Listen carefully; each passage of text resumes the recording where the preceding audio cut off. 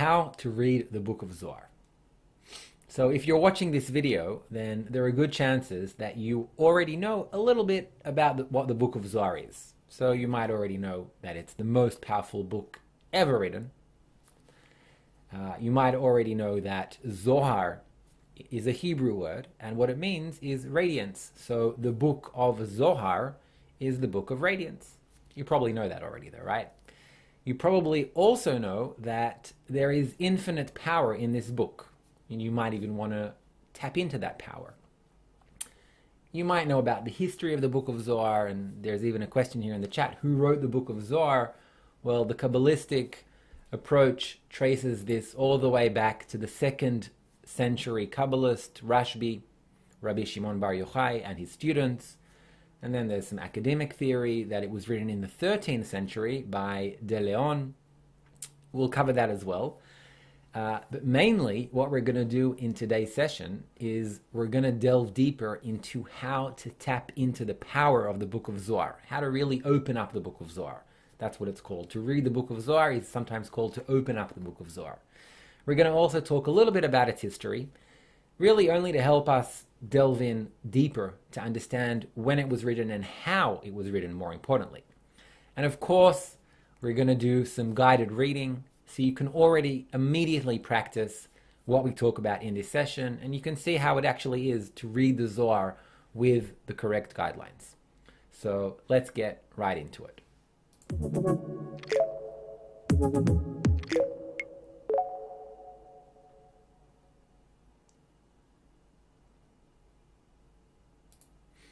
Hi again. I'm Gil Shir.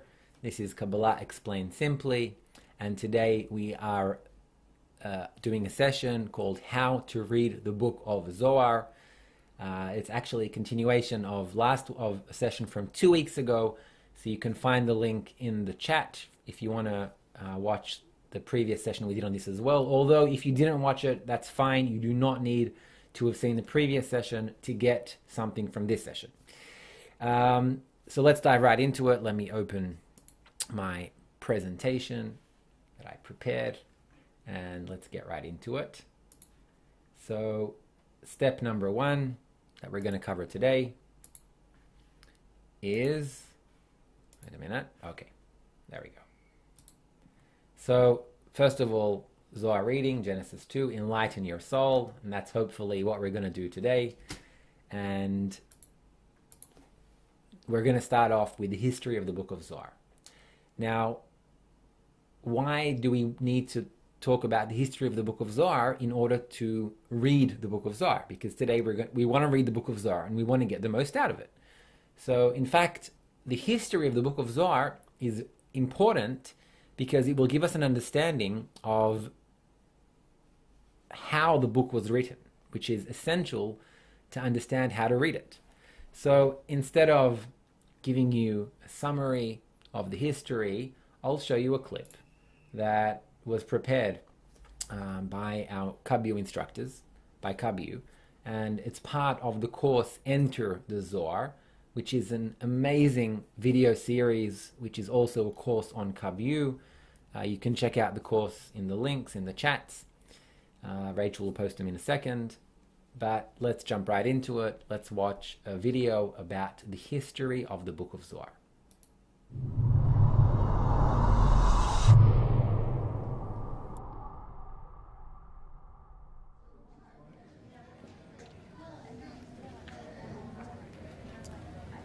If you go down the hall to the History or Religious Studies department, you'll see there's a dispute in academic circles about the origin of the Zohar. Now, there's a few theories, but the main one divides between some profs who say it was written by Rabbi Shimon Bar Yochai, Rashbi, 18 centuries ago in ancient Israel, and some who say it was written by Kabbalist Moshe de Leon 8 centuries ago in medieval Spain, telling people that he wrote it, he copied it from a long-lost ancient manuscript by Bar Yochai. Basically, it comes down to a he said, she said. Because after De Leon's death, when a scholar from Israel came to see the original, Moses' wife told him that the manuscript that he said that he had copied, it never existed.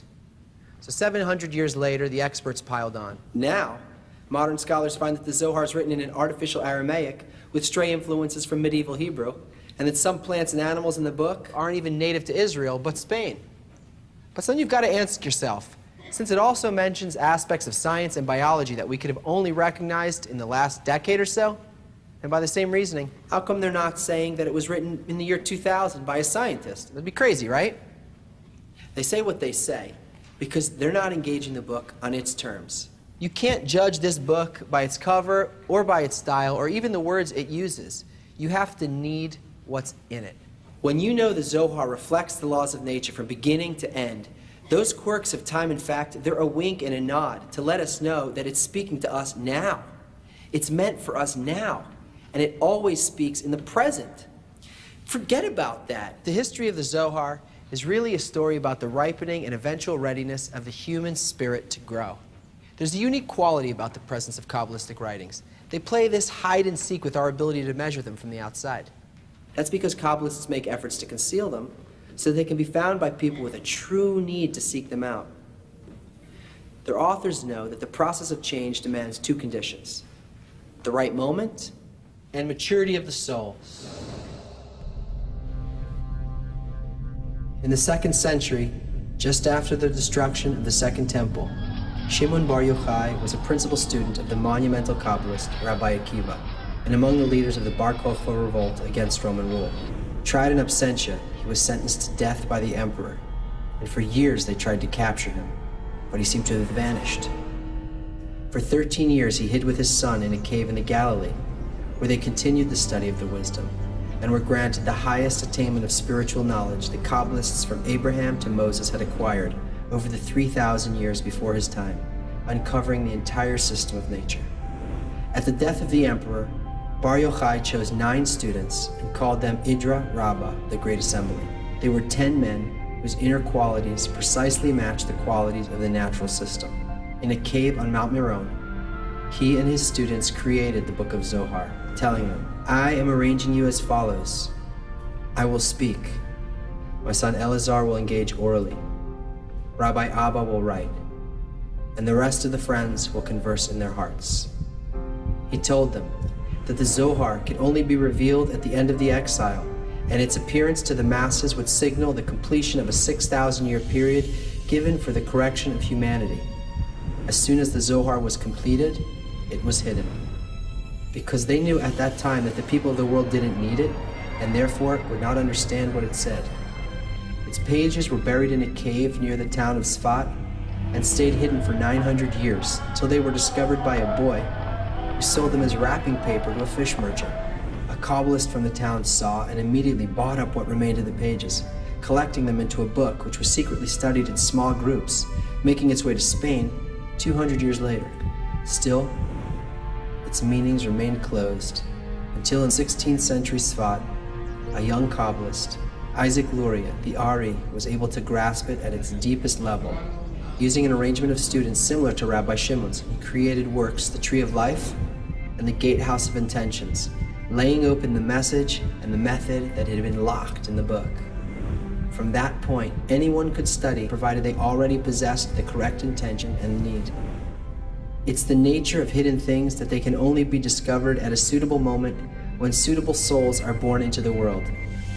It wasn't until the 20th century, and history's fiercest explosion of human desire, in the generation for which the Zohar was intended, that a unique soul appeared. That of Rabbi Yehuda Ashlag, called Baal HaSulam, the master of the ladder, the only Kabbalist in the 20th century to write commentaries on the Zohar and the works of the Ari. His work gave us the necessary final link connecting the lofty reach of the wisdom to our human experience. He is the only Kabbalist to ever offer a clear, working method that can be used by anyone in the world. The question of why the Zohar was written is far more important than the question of who wrote it. The Zohar can't be understood and felt directly. It requires preparation and an accurate preconception of spirituality. Baal HaSulam's introductions to the Book of Zohar, they guide a person's approach. They cultivate our inner properties so they can clearly see it and we can enter it. And just as Shimon Bar Yochai said 2,000 years ago, Millions of people around the world are now finding the Zohar, and through Baal HaSulam's works are able to open an entirely new level of existence. And now you are part of the story.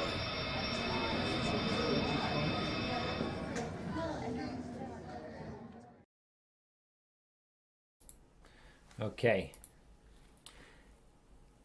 So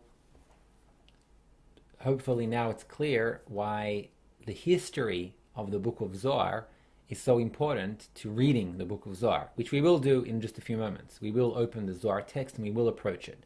But in order to approach it correctly, we need to understand how it was written. So let's take a quick look at the drawing board and let's see.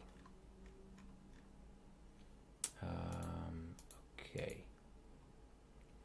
Where is the drawing board?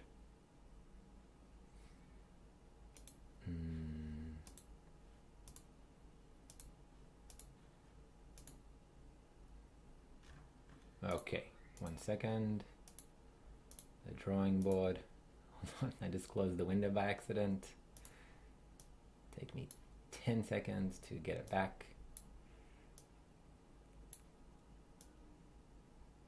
Okay.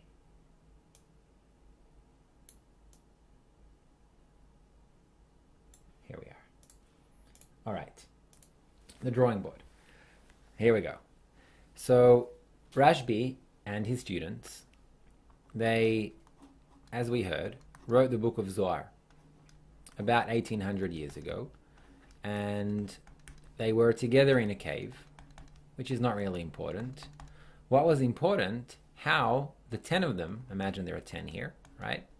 How the 10 of them approached the writing, led by Rashbi. Every single word from the Book of Zohar was written according to the following method. Through the connection between this Idra Rabbah, between this group of Kabbalists, they built the structure of the 10 Sefirot, which is also known as the tree of life, which is a structure of 10 Sefirot. It's the complete structure of everything in reality. Everything can be broken down to the structure of 10 Sefirot. It's like the elements of everything in the world. And through their connection, they built this structure of 10 Sefirot over and over and over again. And from attaining that structure in the connection between them, they attained the spiritual root. And from the spiritual root, they wrote every single word in the Book of Zohar. So every single word that we read in the Book of Zohar was written from the place of connection. And that is exactly why, in order to get the most out of the Book of Zohar, we want to read it in the exact same way that they wrote it. Therefore, the principle of reading the Zohar to approach it as one man in one heart is probably the most important and practical principle when reading the Book of Zohar. So let's break it down even more tangible, because we're going to do this in a second. We're going to read together. So as our first exercise, when we now open the Book of Zohar, and we're going to start reading, we're going to continue from Genesis, from Bereshit. So as you might know, the Book of Zohar is written as an additional interpretation to the 5 books of Moses, the Pentateuch. And as we read it, all of us together, regardless if you're reading this, if you're with us live right now, or if you connect to this session in a day, or in a month, or in a year, it doesn't matter, because spirituality is above time and above space. All you need to do is you need to find that place of connection that we're all building together, every single one of you, no matter where you are. We have around 300 people connected now, live, on Facebook and YouTube. That's a very powerful spiritual force. So if every single one of us, and all of those that watch it later, thousands and thousands of people, read the Zohar with the intention to build this connection between us, the same connection Rabbi Shimon and his students wrote the Book of Zohar from, we can tap in to its potential. So I see there are questions here as well. We will have time for questions, but let's dive in. Let's read the Book of Zohar. And let's do it with that intention. So, let me just open it up here. Okay. Having a slight issue today with my screen share. Keeps on closing. So let me reopen that again. Apologies. Let's see. Display one. Okay. There it is. That was quick. All right. So let's read it. Let's hold on to the intention. Let's do it together. No matter where you are, no matter where you're from. And write down in the chats where you are and where you're from. It will give us a sense of all the people around the world that are connecting, different religions, different nationalities, different ages, genders, everything. But what is common? Our intention. Let's take a look, and I'll put on some very subtle background music by Kabbalist Bala Sulam, who also wrote the interpretation of the Book of Zohar, just to help us ease in to the intention.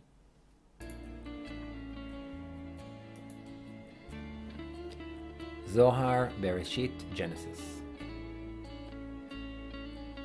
The fountain appeared within the harsh spark, from which the colors below were painted. A fountain is a masach that was established inside the Malchut to raise or choser, returning light. Since the bitush, the beating, zivug de haka'ah, with the upper light, an unceasing zivug became the masach, like a fountain endlessly flowing with or choser, with returning light. Colors mean dinim, judgments. Painted means disclosure of the dinim, of the judgments. Below means in the sefirot of the guf. It is so because the illumination of or choser, of returning light, illuminates from below upward and from above downward. Its illumination from below upward is called Rosh, and the colors are not revealed yet in the illumination of the Rosh. Rather, the four colors are evident only in its illumination from above downward, called Guf. This is why it was said that the colors were painted below, meaning the dinim were disclosed in an illumination from above downward, and not in an illumination from below upward. The dinim could not appear from below upward, because upper and lower are always cause and consequence, where the lower is caused by the upper. And since the harsh spark is below, in Malchut of the Rosh, illuminating from below upward, the cause, the upper 9 Sefirot, are not affected whatsoever by the deficiencies of its consequence, Malchut. But the Guf is caused by the Zivug de Haka'ah of the harsh spark. And the harsh spark is the reason for it. Hence, the dinim of the harsh spark appear in it. Since all the force of the dinim in the cause appear in its consequence. From this you know that every oviyut and deficiency can operate only from the place of its emergence downward, and not at all from the place of its emergence upward. So let's take a quick pause with the reading here. Let's do a quick check of our intentions, and I'll take also a quick look at your questions. So Reina is asking, what do you mean by correct intention? So that's a good question, Reina, because in scrutinizing the intention is the most important thing when reading the Book of Zohar. And like in this world, you can do any action with different intentions, right? I'll give a slightly gross example. Imagine a knife cutting into flesh, right? Sounds disgusting. And it could be with the intention to cause harm, and that would be someone possibly stabbing someone else. Or you could be doing the exact same action, but you could be a surgeon saving someone's life, right? So here, in that example, it's very clear the outcome of the intention. And also the action could be slightly different based on the intention. But when reading Kabbalistic text, the intention is all that you have. You could read the Book of Zohar with a certain intention for your own benefit. And in fact, even that's good, because any connection with that text, it generates a response from the upper world. It's called light that reforms. But if you really want to tap into its true potential, then you should aim for the intention of connecting to the spiritual state where the book was written from. And it doesn't mean that you need to necessarily even understand. There are questions here about what is a masach and what is harsh sparks and other questions like that. And knowing the answers to that is not essential to getting what you need from the Book of Zohar. And in fact, I'll give you an example from this world. I assume you have a washing machine, right? And I assume you know how to activate it. What do? You put the clothes in, you put in some detergent, and you press a button, right? And then bam, your clothes are clean. Now, in order to use that washing machine, do you need to be an engineer and understand how the inner mechanism works? Do you need to know how it was built and the electric circuits which activate it and the current that goes in and how it distributes among the different pieces? Of course not. You can only press the button and you get the result. So that's the beautiful thing about the Book of Zohar. You don't need to understand the inner mechanism of how it works. You only need to know how to use it. And knowing how to use it is as simple as pressing a button. What is the button that we're pressing? It's constantly aiming our intention for the same state that it was written from. Connection between us. All of us, hundreds of us who are reading it right now, and thousands that will read this same text with us in a few days, in a few weeks. All of that is happening right now. It's being carved into this fragment of reality as a powerful intention. And what it does, it lifts you to that level. And it brings you into balance with the forces of nature. So let's take a look at a few more questions. Also, I'd love to hear your impressions from the reading. So if you can write in the chats your impressions. Were you able to hold on to that intention of connection? Did you lose that intention? Were you distracted? Anything else that you want to share about your experience from our current reading? We're going to go back to reading again. Let's take a look at some more questions. Andrea is saying, I'm not understanding Zohar, so I'm in the right way. I mean, yeah, in a way, yes, but it's not that if you do understand it, then you're in the wrong way. It's just that it doesn't really, it's not a requirement, you know? Going back to the engineer example, if you do understand how the washing machine works, can you not use it? You can. It's simply not a requirement.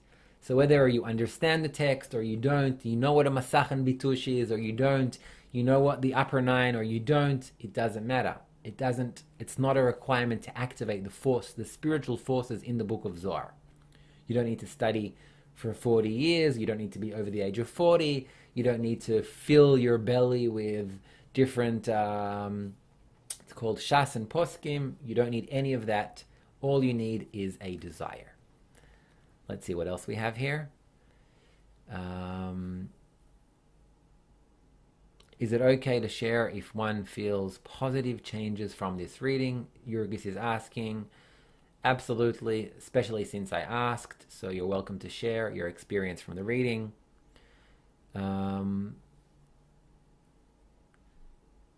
Lyndon is writing too complex. I'd be happy if you can explain, Lyndon. Martin is saying the brain still gets in the way. Okay, the fact that the brain gets in the way when you're reading, that's not a problem. What do you do when you recognize that? Because in spirituality, the measurement of advancement is not if you have disturbances along the way. So you're saying your brain gets in the way. That's fine. But are you identifying that, and are you making an effort to push back in the right way, in the right intention? That's the question here. Let's see more. David is asking, how do we get a desire? Can we give a desire to others? That's two different questions, David. Let me answer both of them. How do we get a desire? Well, initially, you're given a small desire, which is an awakening from above. It's given to you in the same way you could say your life is given to you without your choice. You're just born, right? You didn't choose to be born. In the same way, each person has this point within them, this spark, which is a result of the spiritual shattering, which we're not going to go into now. And you have your desire.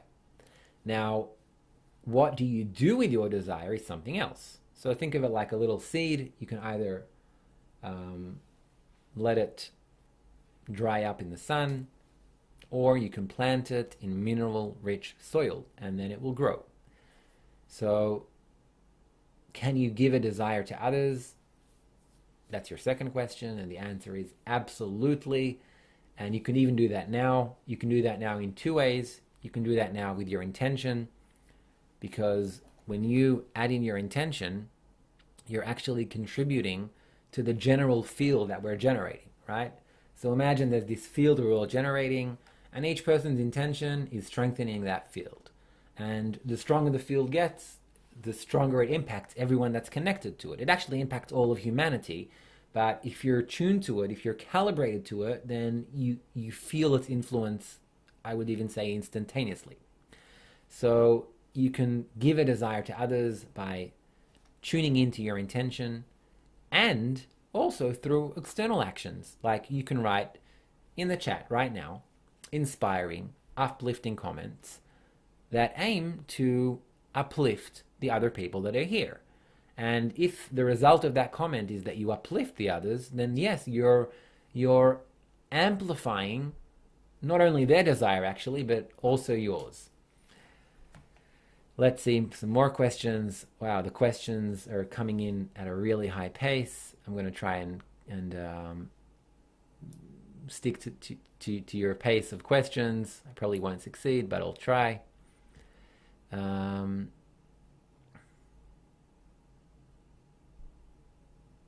Okay, Edward, it's more of a comment, is writing, it is a science and not woo-woo religion. Yes, don't worry. The important thing of opening up to the teaching is to unite the two sides of reason, empirical and intuitive. Yes, that's correct, Edward. It is a science, and it's a science because there is theory, which I can tell you about now. And after this theory, there is a tool which, following the right guidelines, each person can develop. The difference between the sciences of this world, like physics, chemistry, etc., is that the tool that we're developing is internal, but it is a tool that enables you to objectively interact with reality. That's why it said that every Kabbalist that developed their spiritual sense, he reached the same states and the same degrees as previous Kabbalists before them. That's why Adam, who wrote the book Raziel the Angel, and Abraham, who wrote the book of Creation, and Moses, who wrote the Pentateuch, the 5 books of Moses, and Rashbi, who wrote the Book of Zohar, and the Ari, who wrote the Tree of Life, they all wrote about the exact same spiritual structures. Only they wrote about it with different words according to the state of the generation and of the collective evolution of the desire, but they all wrote about the same things because they all attained the same spiritual degrees. So let's see what else we have here.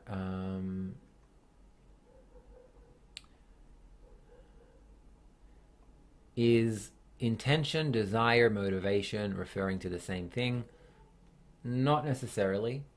Desire is something that you're given. You don't necessarily even have a choice about it. what led you to watch this video isn't necessarily something you chose, right? And I think many of you can identify with that. You were like pushed to find something, and you were pushed to search for something on YouTube, and you found stuff and you didn't rest, and you weren't satisfied, and you kept searching and you found more and you weren't satisfied, and this internal desire of yours that you had no control over is like leading you until you find something like drinking water for a tired body in the desert. Suddenly you become satiated, you become fulfilled, right? So was that under your control? Probably not.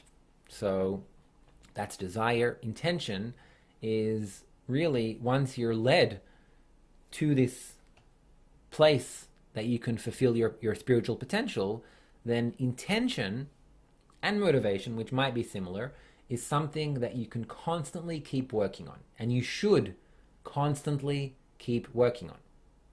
So I would say that intention and motivation is the realization of your freedom of choice time and time again.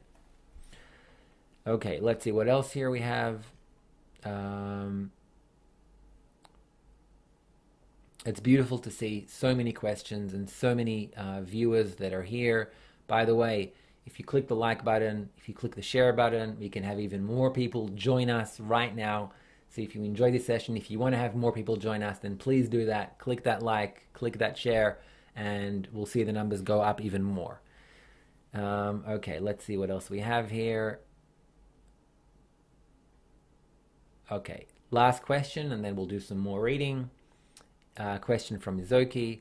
Hi Izoki. So Izoki is asking, does the consistent participation and study in the method of Kabbalah help one to be more tuned to hearing or feeling the Zohar correctly? Answer, absolutely, no question about it. And it's very simple. Think of it like, just to compare it to a sport. So I recently started running, just to exercise. Recently, I would say since February, and I do it I have like 2-3 times a week that I do it. And the more I do it, the more I become tuned to the subtleties of the run, right? I become more aware of my body, of my muscles working, of my potential while I'm running. And it's very interesting to see. It's also interesting to see how the coach that I'm running with, it's like a guided run, is constantly trying to motivate, because I guess it's very hard to be consistent in running, and many people start running and then they drop it off, even though the benefit there is absolutely clear. I found it amusing because it's quite similar to spirituality. Only in spirituality, the benefit is much, much, much greater. Only it's not perceived in our egoism. So it's perceived in a different sense of ours. But that's for a different session, which I plan to do in the relatively near future. But back to the topic. So absolutely, the more you work out your spiritual muscles, the more fine-tuning you're doing to your desire. So think of it, like the radio. You have that big knob, on the big radios that are like shortwave to connect to really, really long distant waves. Then you have the big knob which tunes you in general. And for those who are doing it for the first time, that's enough. That's all you need. You just need to tune in general to that intention that we're building here. And from that, you'll get everything you need. And if you're more experienced and you study more, then you'll already find that little knob, which is like the tiny little delicate frequencies that you need to tune into. And you don't have to worry about it, because when it appears, you'll know that it appears. You'll already have these discernments which are more subtle. So let's go back to read some more, and let's try and strengthen our intention even more. One simple intention. We are reading the Zohar together. We want to tap in to the power of the Zohar together. We want to connect between us, that in this connection of ours, we will feel this general force of nature. And this force is what is connecting us. That's what we want to imagine, that within our connection is this glue. This glue is the force of nature, is the creator, is God. It doesn't matter how you want to call it. That's what we want to find between us. So let's go back to the Book of Zohar. Let's read a little more. And maybe I'll read one more quote before we get into the reading. And this is the quote, and then we'll get in reading. The language of the Zohar remedies the soul, even when one does not understand what it says at all. It is similar to one who enters a perfumery. Even when he does not take a thing, he still absorbs the fragrance. So the fragrance that we want to absorb is this fragrance of connection that we're building between us. That is what will connect us to this unlimited spiritual force that lies in the Book of Zohar. So let's keep reading. We're continuing from Genesis, item 2. And let's put on more of Bala Sulam's melodies while we read.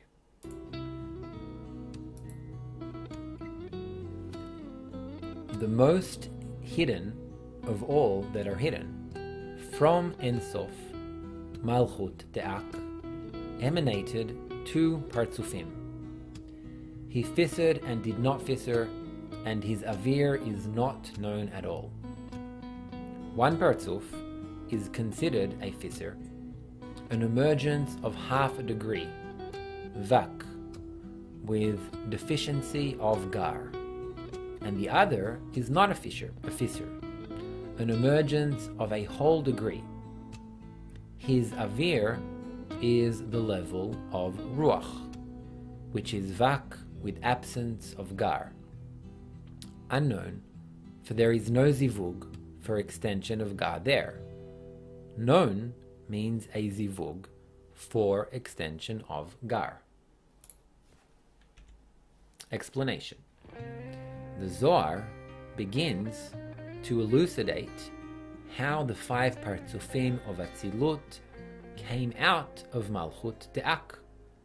It explains how Malchut De'ak emanated Partzuf Keter De'atzilut, called Partzuf Atik, and Nukva De'atik. For Nukva De'atzilut emerged from her as a fissure, and the male of Atik emerged from her not as a fissure.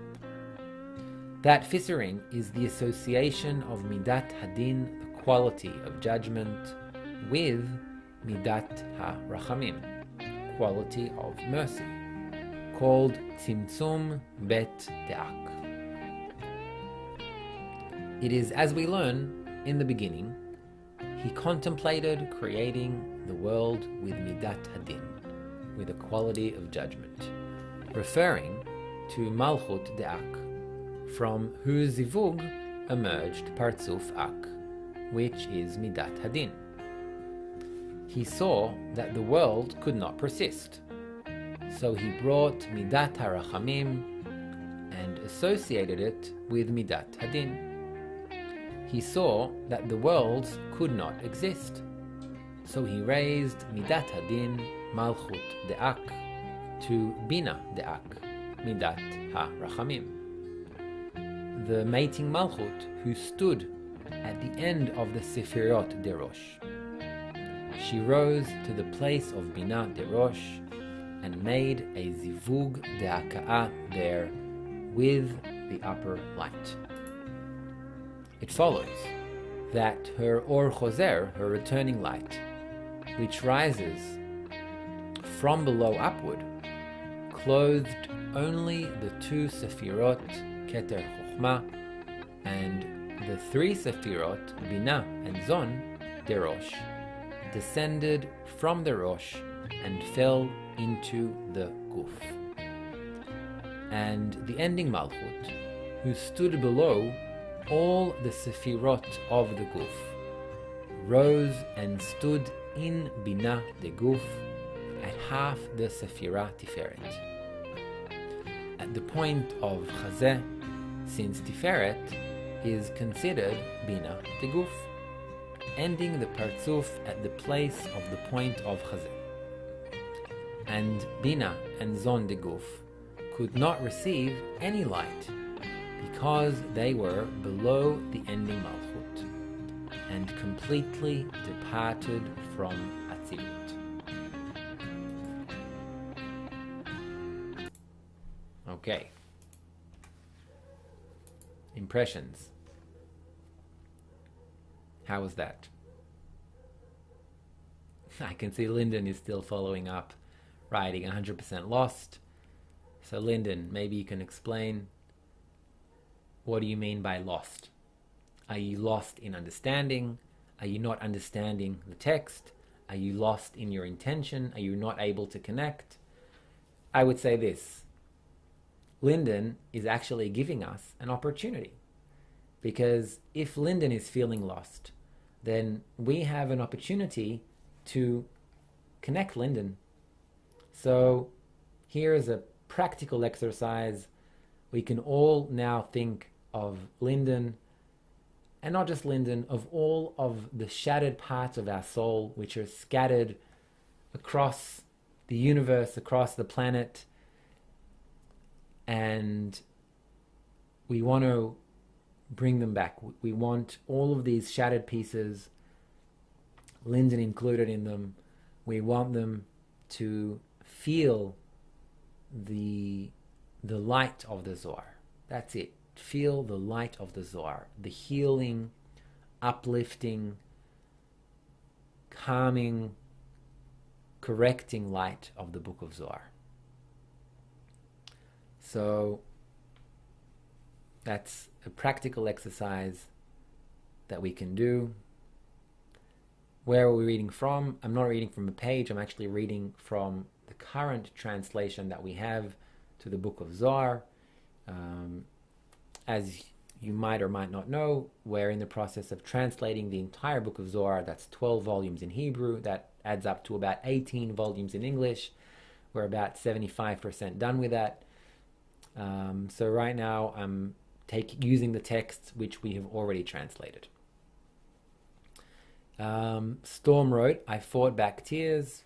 No need to fight them back. Let them flow. Whatever comes, let it. As long as you keep on bringing yourself back, the only thing you should be fighting is your intention for a connection. And you don't have to be fighting it. You could be completely immersed in it. But if you drop that intention, that's what you should be aiming to go back to. So let's read another passage, even just a short one. And now let's do the Lyndon exercise. The Lyndon is just a code name Lyndon. It's to connect all of the lost pieces of the collective soul. Maybe I'll just add a quick drawing to that. Okay, so what was created is a collective soul. Up there in the world of Atzilut, there is the soul of Adam Harishon.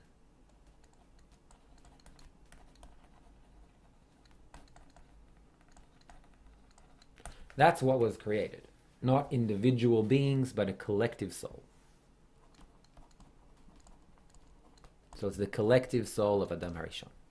Right? In that soul, we're all part of this soul. Everything, actually, not just human beings, but the entire universe, the entire creation is actually in this soul. And this soul, it's shattered. First into 600,000 pieces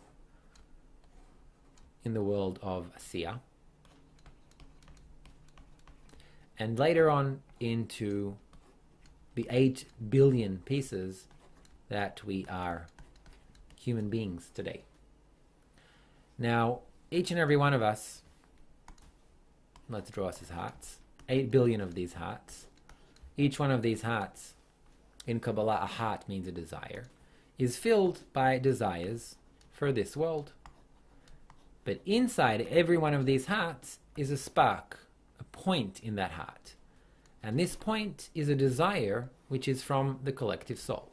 And every person on the face of the planet has this spark within them. For some, it's been awakened. if you're watching this session, then most likely your point in your heart has been awakened. And we're at a time that humanity's collective desire has evolved to a state that it's time for the collective desire to awaken. That's why so many people are awakened today. And each person has this desire in them. Now, some people feel it, some don't. And right now, we're reading this collectively with hundreds of people, and thousands really, if you count, you know, the time that people will watch this over the next few days and weeks, and even tens of thousands. And when we're reading, we want to build a connection here that is similar to the connection here. Because by doing that, we're actually connecting to the state that the Kabbalist wrote the Book of Zohar from. So now we have a great exercise. We have Lyndon, who is saying he has a hard time to calibrate his desire. So that's great for us, because that means that we have an opportunity to include Lyndon. And again, Lyndon is a code name. Hopefully that's how I spell your, hopefully your name is spelled correctly. But again, Lyndon is just a code name. And it's anyone that is unable to connect that desire of theirs to the general collective soul, then we have the opportunity to lift them up with our intention. And that's a great exercise, very practical, and it's in the right direction, because thinking of others while we read is the most beneficial action you can do. So let's keep on going to the Lyndon exercise, Lyndon codename that is, and let's keep reading.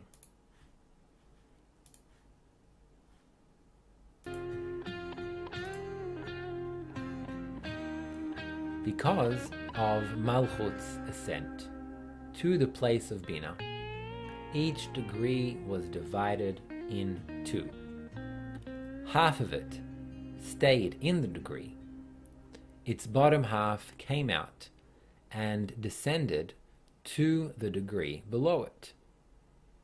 The half degree of the Rosh descended into a guf, and the half degree of the guf descended below Atzilut.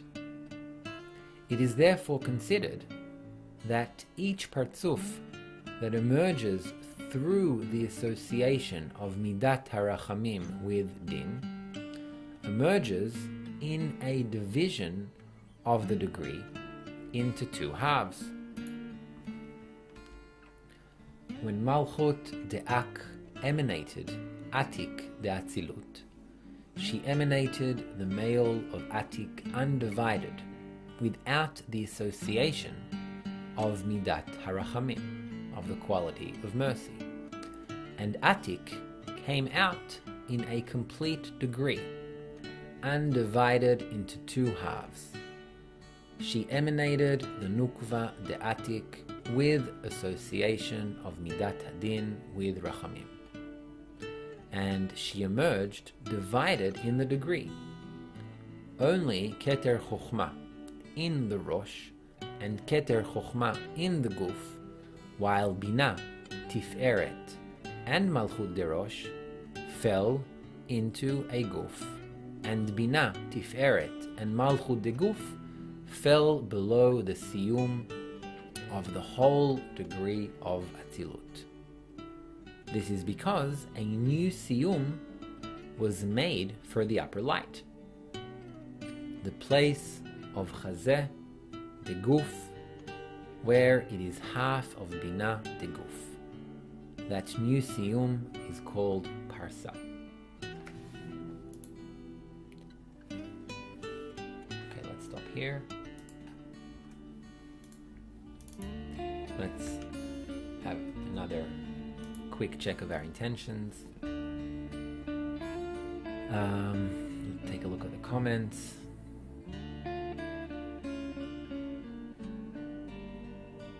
Okay, Lyndon, I'm probably going to see you in the Zoom session.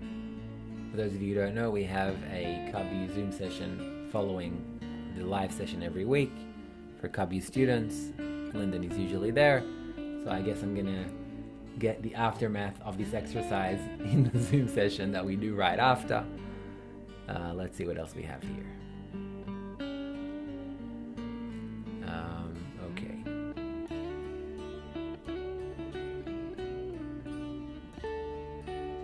Okay, Lakisha is writing, I find it helpful to look away from the words and listen to the words from the heart and try to imagine what it would be like for all of us to learn and grow together from this teaching. That's a beautiful intention, Lakisha. Great approach, and you can constantly, I assume what led you to that intention is trying to find that connection between us. And if you try and find that connection between us, then the outcome will be that you'll come up with these beautiful intentions to reading the Book of Zohar. Let's see what else.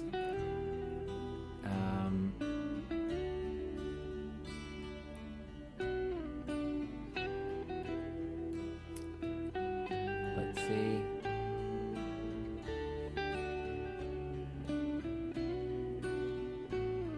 Okay, I mean, I don't see any questions here, so I guess everything is clear, or nothing is clear. That's usually the case when there are not many questions. So, okay, a question from Kovacs. Does it matter in what language we read it? I would say this. If you know Hebrew, then read it in Hebrew.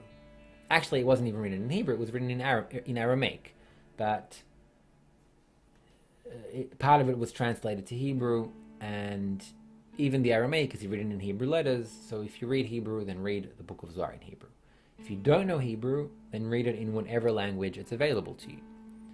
So if you have it in English, like we read it now, then English is fine. You can get everything you need from reading it in English.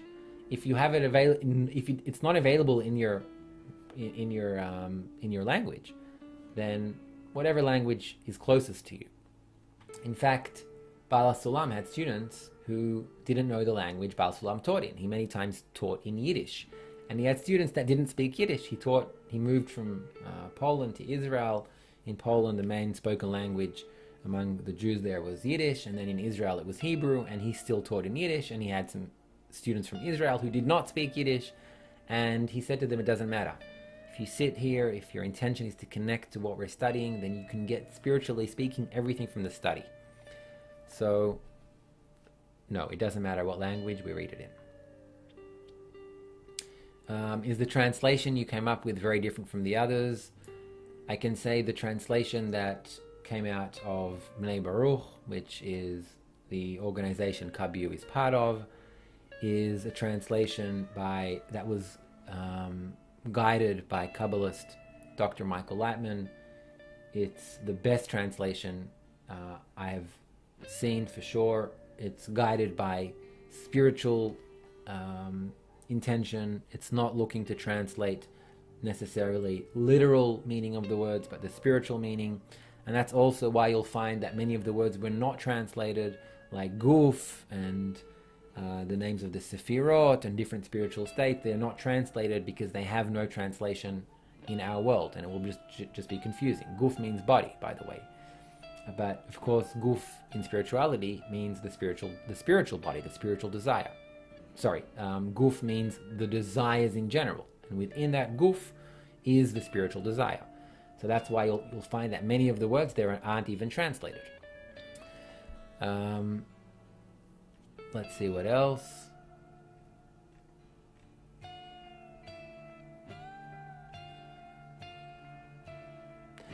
Julie's saying nothing is clear, but I'm confident that is well with us together. Great.